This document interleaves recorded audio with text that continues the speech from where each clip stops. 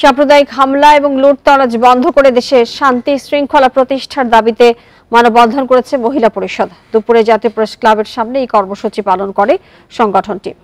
এতে বক্তারা বলেন, কয়েকদিন ধরে বিভিন্ন স্থানে জনগণের উপর হামলা এবং লুটপাটের ঘটনা ঘটছে।